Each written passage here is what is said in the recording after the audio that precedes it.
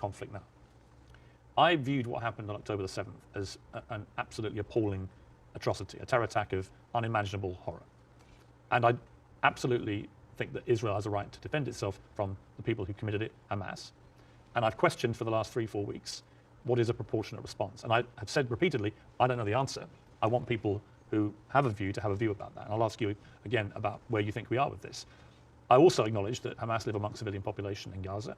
And therefore, if you do what the Israelis are currently doing, which is a ground offensive into Gaza, a lot of civilians are going to get killed. And at what point does that become disproportionate or even illegal? And I don't know the answers to those questions. And I have a moral quandary because my instinct is to say that Israel has no choice but to respond to what happened in a very forceful manner. I understand why they want to eliminate Hamas altogether.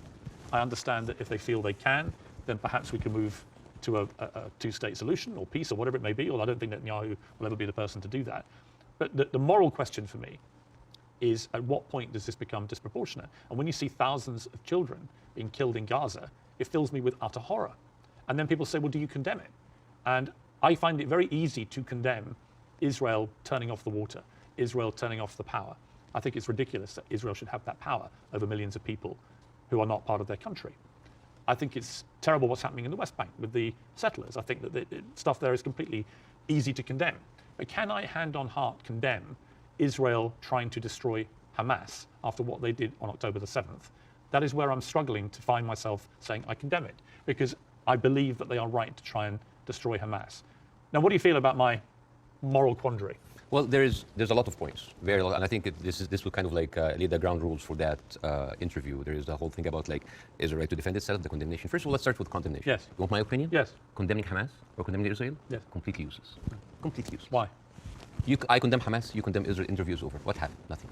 It is just checkpoint, like morality checkpoints. But I've interviewed a lot of pro-Palestinians, for example, some of whom will immediately say, I unreservedly condemn the terror attacks of October the 7th, and then go on to criticize Israel. And I think that's it's a position I can completely respect. Yeah. But I find it much harder to respect a pro-Palestinian guest on my show if they simply resolutely refuse to say that they can condemn the terror attacks. Yes. I find that less worthy of respect. But you see, this is the problem with the news. We go into the circular motion of the same answer. One thing that I have noticed, not just in the coverage of these events, the events before and before and before, every time this starts, people say, we don't know what's happening. It's a very complicated situation. Right. What is happening now? And for me, as a viewer, if a conflict has been there for 75 years and the media with all this technology has been covering it and we hear the same exact words, we don't know what's happening. It's complicated. It's a very complex. That is a failure of the media apparatus. That is a failure to themselves and for the audience, because why every time this happens, it seems like it is happening from point zero. And I think to help understand that, I will get to the October 7th. I will get to the condemnation. I will get to the self-defense.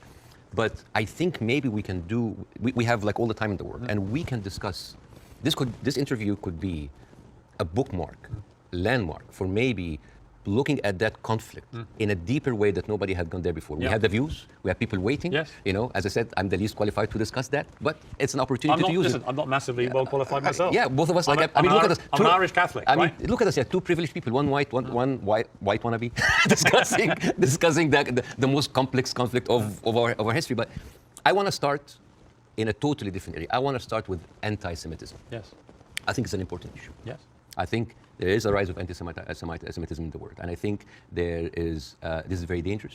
And I, as a Muslim who has been through events where there were terrorist attacks somewhere, and that reflects on us, I can completely feel that. Since what happened, I had text message from the Jewish friends, are you okay? Are your wife's family okay? And I was texting them, are you okay? And I think it is very important to agree on the language, because the word anti-Semite has been used and abused, and most of the time not for the good interest of the Jewish people. Because the first 2 days of the coverage, I watched the news and there was a lot of protest that was led by Jewish Voice for Peace, and they were led by people who opposed the Israeli attack on the civilians. And I remember quite well, many of the Republican representatives in Congress came out and they were calling these the global intifada, the global jihad. I love it when they say jihad. They sound like a horse. Jihad. It's very funny. Or they say, like, these are, and I quote, Iranian-backed jihadists. And I said, wait a minute, but most of those people are Jewish. those people who took over the Capitol, the same people who took over Central Station in New York, which is known as the biggest civil disobedience event in America in the last 2 decades, they were all Jewish. And then I find Nikki Haley saying anti-Zionism equals anti-Semitism. And then I remember it's like, oh, Jewish people in America are saddened by the fact that they are not citizens of America or citizens of the world, but they are citizens of Israel, and they have to back Israel in whatever they do. And these are not my words; these are the words of Jon Stewart. He went out and he said, it's very, very important to divide these two. And what is very, very interesting. Would you compare that on that specific point to the way that people try and say all Palestinians are responsible and accountable for what Hamas do? Yes. Yeah. In other words, I think you can be very critical of Israeli government and their policies and Benjamin Netanyahu and the politicians. But that doesn't mean that you have to take that criticism to innocent Israelis who may have exactly the same criticism themselves. And this is why it is very important to have these kind of discussions, because the funniest, not the funniest, the saddest thing that I saw is the people that were in so much support of Israel are anti-Semite themselves.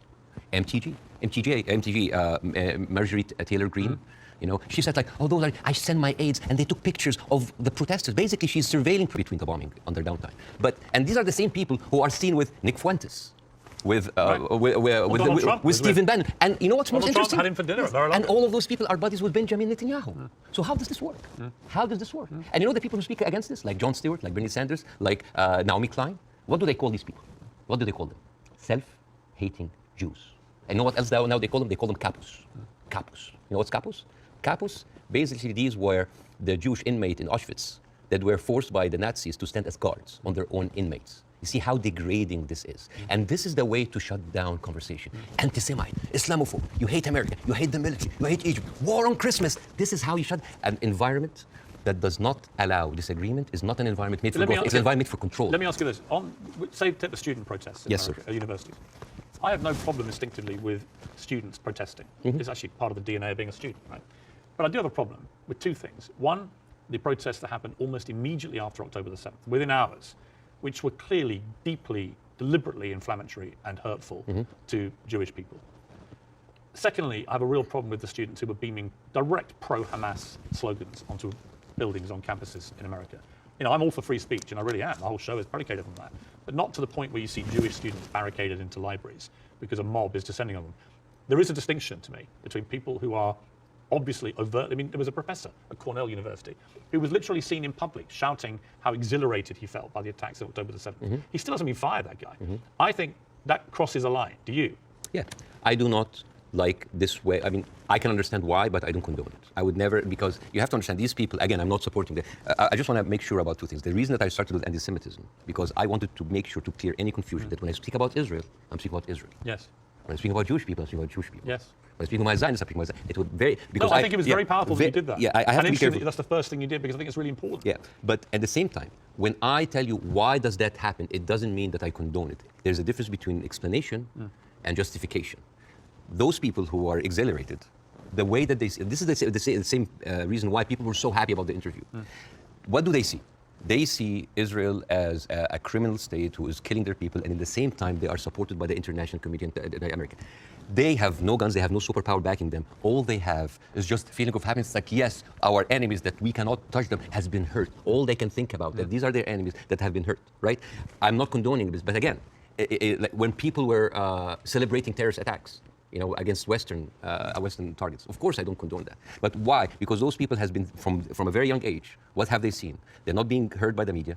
The plight and the suffering of the brothers in Israel, in Palestine, in the Arab world are not being heard. People in Iraq, you know, like when America and Britain invaded Iraq, right? What the Arabs saw? It's like two superpowers are coming in on just regular people. So whenever there was like a bomb or like an attack on American troops, people would celebrate. Yeah, they're our enemies.